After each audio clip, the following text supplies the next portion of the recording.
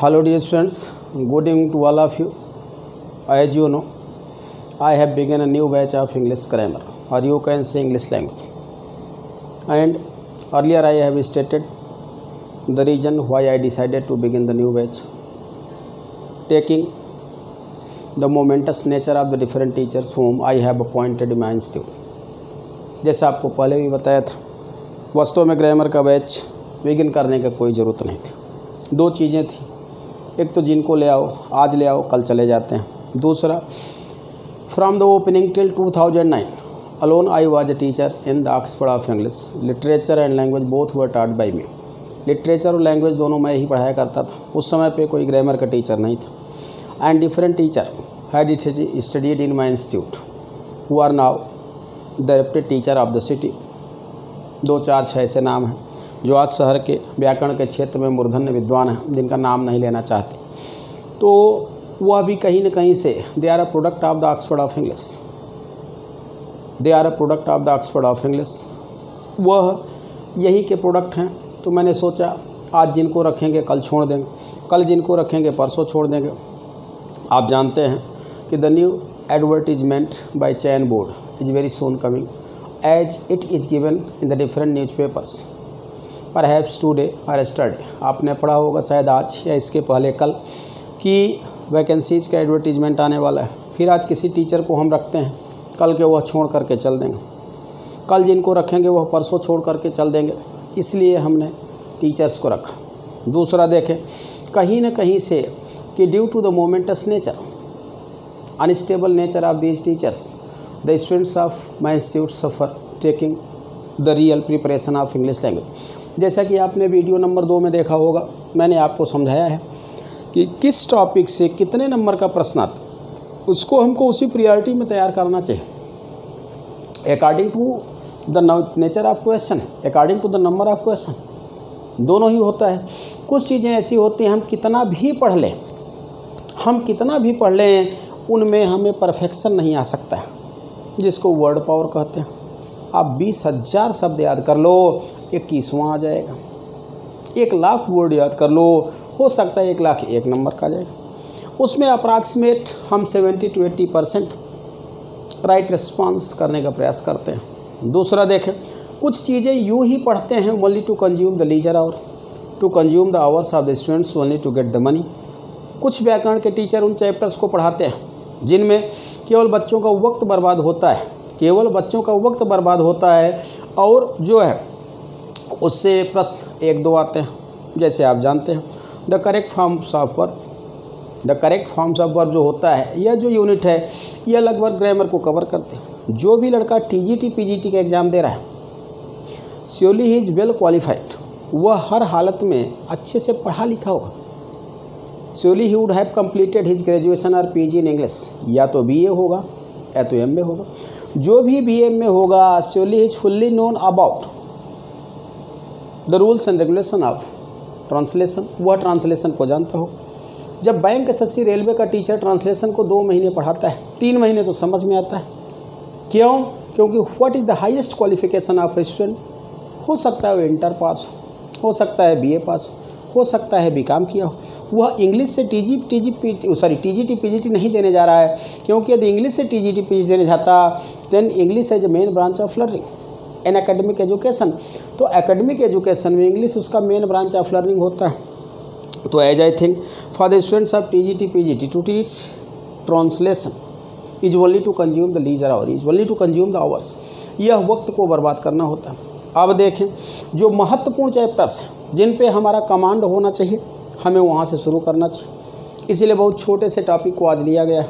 जो टॉपिक आज लिया गया है वह छोटा सा टॉपिक इसलिए कहा जा रहा है कि जिसको लिए हैं वह क्या है, फर्स्ट डे का आज का टॉपिक क्या है, यह है पंचुएशन, PUNCTUATION।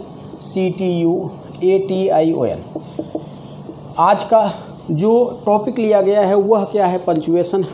अब देख, जो पंचुएशन है actually it is a stream of literature not the language.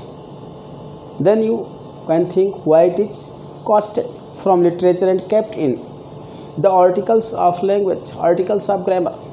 Articles of grammar क्यों रखा गया है? एक सेकंड रोक करके क्लास आपको बता दिया जाए। ढेर सारे बच्चों को GRAMMAR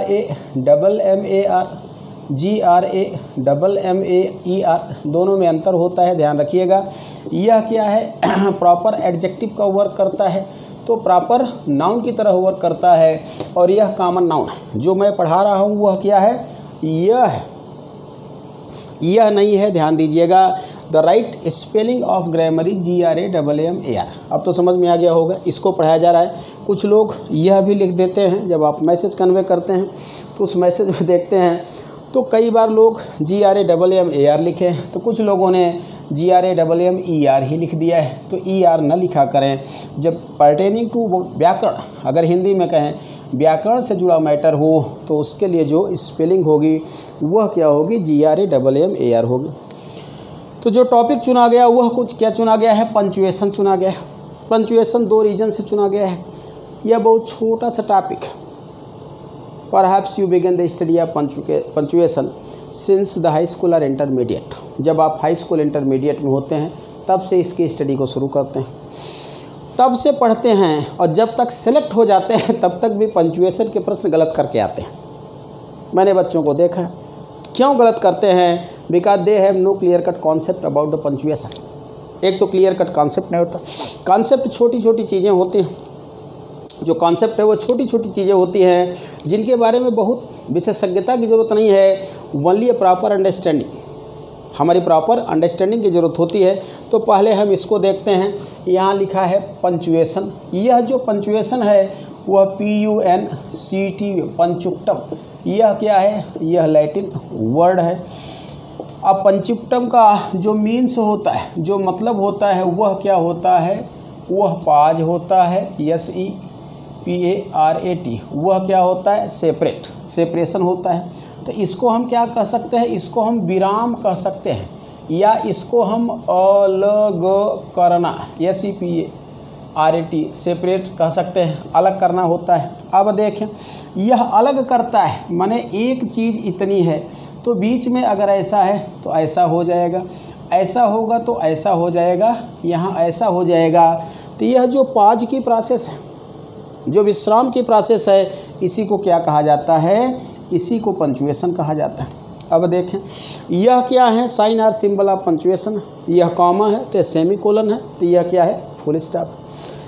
अब जो बिगिनिंग होती है, स्टडी ऑफ पंचुएशन होती है। What is the importance of punctuation in the use of language. अगर हम इसको देखते हैं तो पंचुएशन का महत्व क्या है। जब हम लैंग्वेज में पढ़ते हैं तो पंचुएशन को कितना महत्व देते हैं, तो पंचुएशन का वही महत्व है जैसे रेटारिक्स, जो अलंकार होते हैं, जैसे अलंकारों का जितना महत्व होता है भाषा के प्रवाह में, उतना ही पंचुएशन का होता है। PUNCTUATION जैसे अलंकार होते हैं। तो अब पंचुएशन का वैल्यू क्या है, महत्व क्या है, उसके लिए आपको हिंदी में एक वाक्य लिखा जा रहा है। इसको देखें, एग्जाम्पल है, रोको मत जाने दो। अब देखें, आपके परीक्षा में यह आ जाता है, यह इंग्लिश का पंचुएशन हो गया, हिंदी का ये होना चाहिए। यह आपके परीक्षा में आ जाता है, पंचुएट द फॉलोइंग सेंटेंस। इसको पंचुएट करना है तो इसको हम 2 ढंग से पंचुएट कर सकते हैं। एक इसको हम यहाँ से कर सकते हैं, हो गया रोको मत जाने दो, माने उसे जाने की परमिशन ना दी जाए। ये पंचुएशन का कमाल है। अभी आप देखिएगा, यहाँ लिखा गया है रोको मत जाने दो।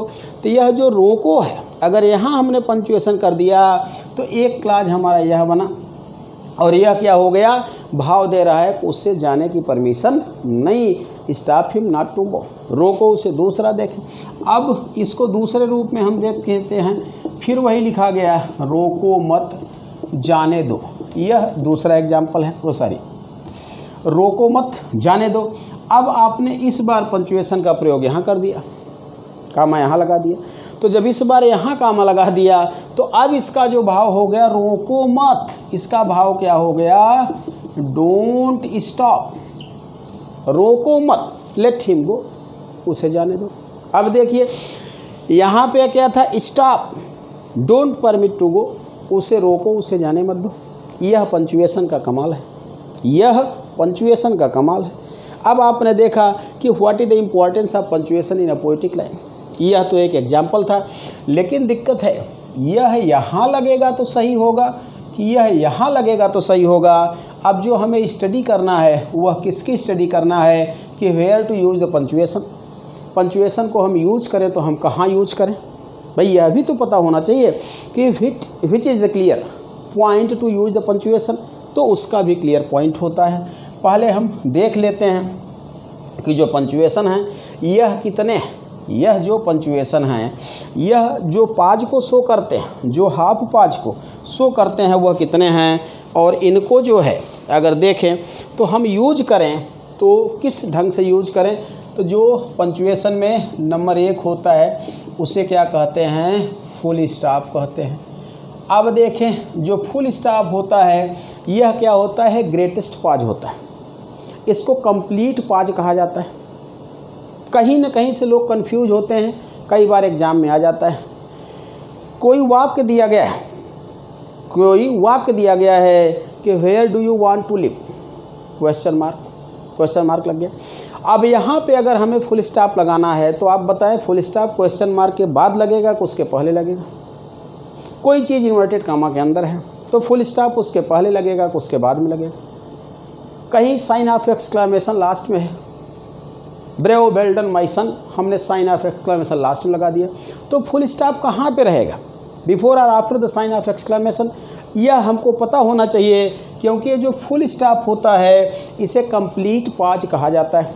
इसके बारे में हम स्टडी करेंगे, इसके बारे में स्टडी करेंगे, क्योंकि जब पंचुएशन का प्रश्न आता है तो वहाँ यह बहुत महत्वपूर्ण भूमिका अदा करता है। अब फुल स्टॉप के बाद जो दूसरा होता है वह क्या होता है, वह कामा होता है। अब कामा का मतलब क्या होता है, हाफ पाज होता है। हाफ पाज अल्प विराम होता है, to separate the two phrases of the same rank and disposition. जो सेम रैंक एंड डिस्पोजेंस के Mohan, comma Sohan are going to school, XYZ हमने लिखा तो इसे क्या कहा गया, कामा कहा गया। नंबर 3 पे जो आता है वह क्या है, SEMICOLON, यह क्या होता है, यह सेमीकोलन होता है। अब देखें यह अभी बताया गया कि हम उस हमेशा क्या होता है, पॉजिटिव सेंस में लगता है, तो यह किस में लगता है, नेगेटिव सेंस में लगता है। लेकिन ध्यान दीजिएगा एक ही सेंटेंस में कॉमा भी लग सकता है, एक ही सेंटेंस में सेमीकोलन भी लग सकता है। But there is great difference in the conditions, दोनों की कंडीशन में बहुत अंतर है। यह कहाँ कहाँ लगेगा इसके अलग नियम हैं, यह कहाँ कहाँ लगेगा, पॉजिटिव सेंस निगेटिव सेंस की मैंने बात किया है, यहाँ पॉजिटिव का आगे लिख दे रहा हूँ SENAC, निगेटिव SENAC, क्योंकि हमें पूरी तरह पता है कि जो ग्रामर का वीडियो है, first of all after 2009 I am trying to teach English language to students of literature. मैं पहली बार 2009 के बाद पढ़ा रहा हूँ। ऐसा नहीं है कि I have forgotten the rules and regulation of English language, बशर्ते surely you will send these videos to the different teachers to check and rectify their mistakes and the subject matter being taught by Mr. Ojas। जो उन्होंने पढ़ाया उसको check करने के लिए आप कहीं ना कहीं से भेजेंगे, तो इसलिए जहाँ पॉजिटिव लिखा था मैंने उसको सेंस कर दिया, क्योंकि आप में से कुछ इतने कनिंग हैं कि एक नहीं 4 जगह भेजते हैं। मुझे पता चला, देखिए ओझा सर ने पढ़ाया है। आप ध्यान दें, without research I can't writes a single word here. As far as the matter was related to literature की बात थी, जो मैंने पढ़ाया वो यहाँ यूपी, इंडिया, इलाहाबाद की बात दिल्ली की नहीं करते हैं। आप लंदन भेज करके उसका क्रॉस चेकिंग करा लो। जिस टॉपिक पे मैंने डिस्कशन किया, जो भी मैंने उसमें पॉइंट्स आपको दिया गया है, इंपॉर्टेंट फैक्ट दिया गया है, वो किसी को आप भेज करके उसको क्रॉस चेकिंग करा लो, क्योंकि कुछ लोग भेजते हैं, अन्यथा मत लीजिएगा। जो हमें पता चलता है आप लोगों के ही थ्रू, हो सकता है 2 बच्चे एक्स्ट्रा कनिंग हो, किसी दूसरे के फेथफुल हों तो 2 ठो हमारे एक्स्ट्रा फेथफुल हो, पता चलता रहता है। तो इसीलिए इसमें क्या लिखा, पॉजिटिव सेंस निगेटिव। अब ये सेमी कोलन है, सेमी कोलन के बाद देखते हैं तो क्या है, यह कोलन है, COLON। अब यह कोलन जो होता है उसको देखें, यह क्या है, यह है डॉट लगता है, यह कहाँ लगता है, अब एक एक के बारे में स्टडी होगी, पहले लिख ले। कोलन के बाद नेक्स्ट है क्वेश्चन मार्क, QUESTION MARK। अब यह क्या लगता है क्वेश्चन मार्क, इसका पर्पस क्या होता है, इसे क्यों लगाया जाता है। नेक्स्ट है एक्सक्लेमेशन मार्क, EXCLAMATION यह क्या है एक्सक्लेमेशन मार्क हो गया। नेक्स्ट यहाँ पे 7th लिखा जा रहा है इन्वर्टेड कामा, ये बहुत महत्वपूर्ण है, INVERTEDCOMMA। ये जो इन्वर्टेड कामा होता है यह क्या होता है इस रेशियो में होता है, कहीं कहीं सिंगल इन्वर्टेड कामा होता है, कहीं कहीं क्या होता है डबल इन्वर्टेड कामा होता है। अभी और रह गए हैं, चूँकि 11-12 हैं, यहाँ पे जो लिखा गया है स्टडी आपकी फुल स्टॉप से शुरू होगी, लेकिन इनको मिटा दिया जा रहा है, स्पेस कम है, उसके बाद पुनः 7 तक हुआ है लिखा जाएगा। तो अभी आपने देखा कि पंचुएशन का जो कमाल होता है वह क्या होता है, पंचुएशन का कमाल यही होता है कि to pause to change the sense of the sentence according to the requirement, जो रिक्वायरमेंट है उसके हिसाब से सेंस को कंट्रोल करने के लिए यह प्रयुक्त किया जाता है। तो अभी तक आपने जो देखा वह 7th नंबर पे था। इन्वर्टेड कामा 2 प्रकार का था वो बताया गया। नेक्स्ट है डैश, अब यह क्या है 8 नंबर का है, यहाँ लिखा जा रहा है यह डैश। अगर आपको ध्यान होगा तो डैश मीन्स होता है to show the abrupt change. कोई वाक्य है, जैसे आप देखें आप ड्राइविंग कर रहे हो, आप साइकिलिंग कर रहे हो, स्कूटी मोटरसाइकिल कार ETC जो भी आप चला रहे हैं, तो एकाएक चलाते चलाते जब आप रुक जाते हैं तो आपको जर्किंग लगती है, या यूँ कहें कि जॉल्टिंग लगती है, झटका लगता है। तो जो जॉल्टिंग लगती है, जर्किंग लगती है, उसी की तरह यह जो डैश होता है, कोई बात चलते चलते एकाएक रुक जाए, कोई बात कहते कहते आप एकाएक रुक जाएं। If mine parents would alive dash why to think in the past. अब यह क्या हो गया, जो पुरानी चीज़ एकाएक जिस क्रम में चल रही थी उसको पुट ऑफ करके, उसको कट ऑफ करके आपने पुनः जो है दूसरे चीज़ को, दूसरे सेंस को दे दिया है, तो उसे क्या कहा गया, डैश कहा गया। नेक्स्ट होता है 9th है हाइफन, HYPHEN। यह क्या है हाइफन के देखें, यह स्मॉल फॉर्म ऑफ डैश, इससे यह छोटा होता है, ध्यान दीजिएगा। मोस्टली कंपाउंड वर्ड को फॉर्म करने में यह लगता है। नेक्स्ट जो है वह क्या है अपस्ट्रॉफी, APOSTROPHE। यह क्या होता है साइन ऑफ अपस्ट्रॉफी हो जाता है। नेक्स्ट जो 11th है उसे क्या कहते हैं, पैरेंथेसिस कहते हैं, PARENTHESES। यह क्या है पैरेंथेसिस है, या इसको ऐसे समझ लें, यह क्या रखता है 2 बार लग सकता है, लेकिन बीच में गैपिंग होती है जब यह लगता है। चले ठीक है। तो अभी आपने देखा जो आपके सामने लिखा गया वह क्या लिखा गया था कि इनके यूज कहाँ होते हैं। अब उसके बाद एक एक की स्टडी हम शुरू करते हैं। ये 11 लिखे गए हैं, मोस्टली जो आपके परीक्षा में आते हैं, आप चाहे TGT हो चाहे PGT हो, हर एक परीक्षा में यह पूछे जाते हैं। तो यहाँ पे देखें जो डैश यहाँ फुल स्टॉप से स्टडी आपकी शुरू हो रही है। नंबर 1 जिसको लिखा गया था वह क्या था, फुल स्टॉप। आप देखें जब आप कंप्रीहेंशन सॉल्व करते हो तो मोस्टली देख रहे हैं कि why the students are being confuse taking the right response of the question in the given paragraph. Given paragraph में क्यों नहीं, आगे आपको कंप्रीहेंशन पढ़ाया जाएगा। कंप्रीहेंशन का एक फंडा होता है 1 3 5 7 9 11 13 15। अभी आपको नहीं समझ में आया होगा, यही आपको फुल स्टॉप में पढ़ा दिया जाता है। हमको कंप्रीहेंशन का पैराग्राफ सॉल्व करना है, ऐसे देख लें COMPREHENSION, कंप्रीहेंशन का पैराग्राफ सॉल्व करना है। अब कंप्रीहेंशन का पैराग्राफ हमको जो सॉल्व पढ़ाया फुल स्टॉप ही जा रहा है, ध्यान दीजिएगा, आप ना सोचिएगा टॉपिक से विरत हो रहे हैं। तो कंप्रीहेंशन को सॉल्व करना है। कंप्रीहेंशन कितने क्वेश्चन का है, इसमें जितने क्वेश्चन हैं वह क्या है 10 है। अब आप फुल स्टॉप का कमाल देखिएगा। फुल स्टॉप का मतलब होता है कि from the very beginning of the line till the complete pause in the sense in a given sentence. एक सेंटेंस में जहाँ से लाइन शुरू होती है और जहाँ समाप्त होती है वहीं पे फुल स्टॉप लगता है। अब देखें वहाँ पे फुल स्टॉप लगता है। तो अगर हम देखें कोई कंप्रीहेंशन है, मोस्टली ये क्या होता है, कंप्रीहेंशन हाफ पेज में दिया जाता है। पूरा पेज हमने माना कि पूरा पेज होता तो हमारा कहाँ तक होता, यहाँ तक होता, तो आधे में दिया गया है। क्वेश्चन नंबर 13 इधर है तो 14-15 इधर हो जाता है। अब देखें सेंटेंस की शुरुआत यहाँ हुई तो फुल स्टॉप उसमें यहाँ है। यह 1 नंबर का सेंटेंस था, यह दूसरा सेंटेंस शुरू हो गया, तो फुल स्टॉप कहाँ लगा है, 1 2 3, माने कुल मिलाकर के आप कहें 2.5, माने 2.5 लाइन में फुल स्टॉप लगा है, 2.5 लाइन में। फिर हम आगे बढ़ते हैं तो हमने देखा यहाँ लगा है, माने ये अगला जो है, जो दूसरा सेंटेंस है वह कितने लाइन का बना हुआ है, वह 3.5 लाइन का बना हुआ। अब देखें जब कंप्रीहेंशन पढ़ते हैं तो इसका फार्मूला बड़ा आसान होता है। नंबर 1 1 2 3, नंबर यह क्या है 2, माने क्वेश्चन नंबर 2 ये 2 हो गया तो 3 2 5 हो गया, 3 हो गया तो 5 2 7 हो गया, 4 हो गया तो 7 2 9, 5 हो गया तो 9 2 11, छठवां प्रश्न हो गया यह 11 2 13, सातवां प्रश्न हो गया 13 2 15। अब देखें यह है पहले प्रश्न का उत्तर हमेशा जहाँ से शुरू हुआ है सेंटेंस और जहाँ फुल स्टॉप लगा है, ऐसी 3 लाइनों को आप पढ़ लें। ध्यान दीजिएगा, I am talking about the full stop, full stop की बात चल रही।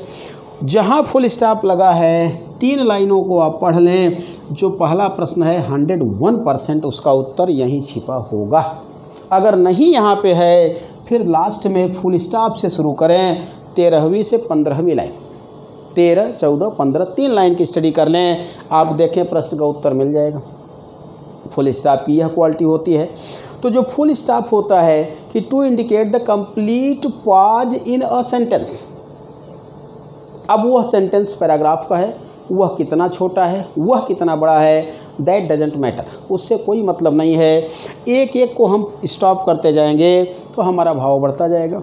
यहाँ पे प्रश्न लिखे गए हैं तो 10 क्वेश्चन का पैराग्राफ था, 7 का उत्तर हम ऐसे ढूंढ लेते हैं, 1 3 3 5 5 7 7 9 9 11 11 13 15 हो गया। और जो 3 प्रश्न हो गए आपके जो बचते हैं 8 9 10, एक क्या होता है, बोल्ड लेटर होता है, दूसरा देखें क्या होता है, फ्रेजेज होता है, तीसरा टाइटल होता है। इस तरीके से किसी भी कंप्रीहेंशन को हम सॉल्व करते हैं। अभी तो आगे ढेर सारे नियम आपको पढ़ाए जाएंगे, तो सॉल्व करते हैं तो उसमें हमारा कम से कम 10 में से 7-8 प्रश्न सही हो जाते हैं। चले फिलहाल तो अभी आपको क्या पढ़ाया जा रहा था, फुल स्टॉप पढ़ाया जा रहा था। फुल स्टॉप का जो पहला पर्पज होता है वह क्या होता है कि to show the complete pause in the given sentence. वह जो दिया गया वाक्य है उसमें हम क्या करते हैं, कंप्लीट पॉज शो करते हैं। दूसरा देखें जितने भी वाक्य होते हैं वह चाहे आपके असर्टिव सेंटेंस हो जाए, चाहे निगेटिव हो जाए, चाहे आप उनको इंट्रोगेटिव कह लें, चाहे उनको आप जो है क्या बोलते हैं एक्सक्लेमेटरी कह लें, ऑप्टेटिव कह लें, सबके लास्ट को शो करने के लिए हमेशा फुल स्टॉप का प्रयोग किया जाता है। फुल स्टॉप का प्रयोग किया जाता है। अब देखें फुल स्टॉप नहीं है तो कोई बात नहीं, लेकिन नियमतः होना चाहिए, क्योंकि जो सेंटेंस होता है वह कहीं ना कहीं अपना साइन लेके चलता है। यह जो साइन है where do you want to live, question mark आपने लगा दिया, तो जो क्वेश्चन मार्क आपने लगाया है it's a part of sentence, यह सेंटेंस का पार्ट है। इसके बाद आपको फुल स्टॉप लगाना चाहिए। अब दूसरे नंबर पे देखें जितने आपके एब्रीविएशंस होते हैं, AWV REVI ATION एब्रीविएशंस होते हैं। आपने कहा MALLBA। अब देखें इन एब्रीविएशंस के बाद भी लगता है, यही रीज़न है कि जब इनका प्लूरल बनाया जाता है, हमने BA का प्लूरल बनाया तो अब वह क्या हो जाएगा, BAs हो जाएगा। यह स्मॉल में रहेगा, ध्यान दीजिएगा, माने ऐसे रहेगा BAS हो जाएगा। हमने MA का बनाया MAS, उसका क्या हो जाएगा, MAs हो जाएगा। जो BA का है BAs, MA का MAs हो जाएगा। तो फुल स्टॉप हर जगह लगना चाहिए। फुल स्टॉप हर जगह लिखना लग चाहिए। तो एक का आपका क्या हो गया, यह एब्रीविएशन हो गया। एक तो कंप्लीट पाज इन अ गिवन सेंटेंस हो गया, आपने देखा। दूसरा क्या हो गया, एब्रीविएशन हो गया। तीसरा देखें तो जो फुल स्टॉप है पहले लगा दिया जाया करता था जब आप लिखते थे मिस्टर, एमआरएस, मिसेज। अब इनको कंप्लीट स्पेलिंग माना जाने लगा। मिस्टर और मिसेज को कंप्लीट स्पेलिंग माना जाने लगा है, इसलिए इनके बाद फुल स्टॉप का प्रयोग नहीं किया जाता है, क्योंकि यहाँ पाज जैसी कोई बात ही नहीं है, यही इनकी स्पेलिंग ही है। अगर ऐसा होता कि हमने लिखा MA तो मास्टर ऑफ आर्ट हो गया, हमने लिखा LLB तो यह क्या हो गया, बैचलर ऑफ लॉ हो गया, तब तो इसमें लगता था, लेकिन यहाँ पे कोई ज़रूरत नहीं होती है। नेक्स्ट देखें, जब हम इन्वर्टेड कामाज का प्रयोग करते हैं तो वहाँ पे हर हालत में फुल स्टॉप का प्रयोग खास करके एग्ज़ाम में आपको करना चाहिए। जैसे मान लीजिए किसी ने कहा अकॉर्डिंग टू, ऐसे लिखा ACCORDI, according to the saint dash inverted comma के अंदर मैन इज MORTL। अब देख यहाँ मैटर फंस गया, मैन इज मार्टल। तो यहाँ पे according to the saint man is mortal जो वाक्य लिखा गया है, यहाँ पे हम कहाँ लगाएंगे, इसका परिधि हमने यहाँ माना तो यहाँ फुल स्टॉप लगेगा कि फुल स्टॉप यहाँ लगेगा। ज़्यादातर देख ग्रामर के जो ज़्यादा विद्वान साथी हैं, जो व्याख्या एक्स्ट्रा कर लेते हैं। एक्स्ट्रा का मतलब क्या है कि मान लीजिए you have to jump out, यहाँ पे यह नाली है, यहाँ से आपको जंप करके कहाँ जाना है, वहाँ जाना है। लेकिन आपको पता है जो बॉर्डर है वो यहीं तक है, क्योंकि बॉर्डर के बाद पुनः क्या है, द नेक्स्ट डिच है, एक छोटी से फिर नाली है। तो आप अपने शाबाशी में इतना तेज जंप किए कि इस बॉर्डर पे न जंप करके दूसरे नाले में गिर गए, उससे अच्छा था किसी नाले में गिर गए होते। It is more dirty than the first, यह उससे ज़्यादा डर्टी है। एग्जाम्पल समझ में आया होगा। यह क्या है, डिच है या कैनल है, नहर है। आपको इसको जंप करके इस बॉर्डर पे आना था, आप शाबाशी में इतना जंप किए कि इससे जंप करके कहाँ आ गए, यहाँ पे आ गए। और ऑलरेडी देख रहे हैं जिसको आप बचना चाह रहे थे उससे और अधोगति को आप प्राप्त हो गए, नाले में गिर गए। तो यहाँ पे हम देखें यह लगना कहाँ चाहिए, यह भी हमें समझ में आना चाहिए। ज़्यादातर बच्चों को देखिए यह नहीं समझ में आता है, उनको लगता है कि the full stop is also a part of comma. बच्चों को यह लगता है कि यहाँ पे जो ए लिखा है मॉर्टल, इसके बाद ए लगा है तो ए यहाँ पे रहेगा, यहाँ पे नहीं रहेगा। माय डियर ब्रदर, यह कहाँ पे रहेगा, आप इसको ऐसे देख लें, ए हो गया, ए ऐसे रहता है, ए बाहर रहेगा। अब बाहर क्यों रहेगा, देखें वाक्य की जो शुरुआत हुई है वह कहाँ से हुई है, अकॉर्डिंग टू द सेंट, महात्मा के अनुसार मैन इज मार्टल। एक तो देखें यूनिवर्सल ट्रूथ है, इससे हमारा कोई लेना देना नहीं है। हमें यह देखना है कि वाक्य की शुरुआत यहाँ से हुई तो वाक्य का समापन कहाँ से हुआ है, यहाँ हुआ है। जब हम फुल स्टॉप लगाएंगे तभी कंप्लीट पाज हमें विजिबल होगा, तो नंबर 1 हमको क्या करना है, यह देखना रहता है। यहाँ तक समझ में आ गया। अब दूसरा देखें, फिर आप कह सकते हैं then why these things are use, फिर इनको क्यों यूज किया है, यह भी आप कह सकते हैं। तो only for the specification of these things, इसके विशिष्टीकरण के लिए किया गया, इसकी विशिष्टता को दिखाने के लिए किया गया है कि what is true worth behind the origin of man, behind the existence of man. जो मानव की उत्पत्ति है उसके पीछे देखें तो जो क्या मूल है वह क्या है, वह मॉर्टलिटी है, न कि मॉर्टलिटी। इसका इन इन्वर्टेड कामाज का फुल स्टॉप से कोई लेना देना नहीं है। फुल स्टॉप का जो लेना देना है वह कहाँ से है, अकॉर्डिंग टू द सेंट से। इतनी चीज़ समझ में आ गई होगी, इतनी चीज़ समझ में आई। अब दूसरा देख, यह तो आपने क्या देखा, इन्वर्टेड कॉमा देखा, यह आपने इन्वर्टेड कामा देखा, क्योंकि इन्वर्टेड कामा एक ऐसा पाज है जो मिडल में आ सकता है, जो लास्ट में आ सकता है, जो बिगिनिंग में आ सकता है। दूसरा देखें, जब बात हो जाती है क्वेश्चन मार्क की, साइन ऑफ एक्सक्लेमेशन की बात हो जाती है, वाक्य ऐसे लिखा गया कि what do you like to do. अब देखें what do you like to do, आप क्या करना चाहते हैं, आप क्या करना चाहते हैं, तो आप क्या करना चाहते हैं, यह क्या है, यह आपका क्वेश्चन मार्क। यह क्वेश्चन मार्क क्यों लगा है, यह क्वेश्चन मार्क क्यों लगा है, यह किसके कारण लगा है, व्हाट और डू के कारण लगा है। यह व्हाट और डू के कारण लगा है, what do you like to do. अब उसके बाद अगर क्वेश्चन मार्क कोई कहे कि हमें फुल स्टॉप लगाना है, कोई कहे कि हमें फुल स्टॉप लगाना है, then where to use the full stop. तो यहाँ व्हाट से शुरुआत हुई है, इस क्वेश्चन मार्क से समापन हुआ है, तो फुल स्टॉप कहाँ लगेगा, यहाँ पे लगेगा। वो फुल स्टॉप कहाँ लगेगा, यहाँ पे लगेगा। कोई सेंटेंस लिखा गया, मान लीजिए एलास, अब लगना यहाँ चाहिए, मैंने नहीं लगाया। एलास वी आर अनडन, यहाँ पे हमने लगा दिया। अनडन UNDON है, sorry, alas we are undone, हमने यहाँ पे लगा दिया। तो जब वहाँ पे लग गया है फुल स्टॉप, जब फुल स्टॉप सॉरी यहाँ पे यह साइन ऑफ एक्सक्लेमेशन यहाँ पे लग गया है, तो यह जो एलास का सिंबल है, यह सिंबल है, यह न कि बता रहा है कि सेंटेंस पूर्ण हो गया, वाक्य पूर्ण हो गया है, वह यह नहीं बता रहा है। तो हम फुल स्टॉप जब भी लगाएंगे तो कहाँ लगाएंगे, हम उसके आउट में लगाएंगे। तो आज आपने छोटी सी स्टडी किया, आपको समझ में आ गया होगा कि what is the nature of teaching. आपने आज क्या पढ़ा है, पंचुएशन पढ़ा। पंचुएशन में एक चीज़ को आपने देखा कि where to use the full stop and why to use the full stop. Full stop को हम कहाँ यूज करें और फुल स्टॉप को हम कैसे यूज करें। अभी तक जो स्टडी आपने किया है वह किसके किया है, वह फुल स्टॉप के किया है। अब जो नेक्स्ट टॉपिक होगा जो है वह आपको नेक्स्ट वीडियो के साथ भेजा जाएगा। Okay, best of luck, good night to all of you, best of luck once again, bye.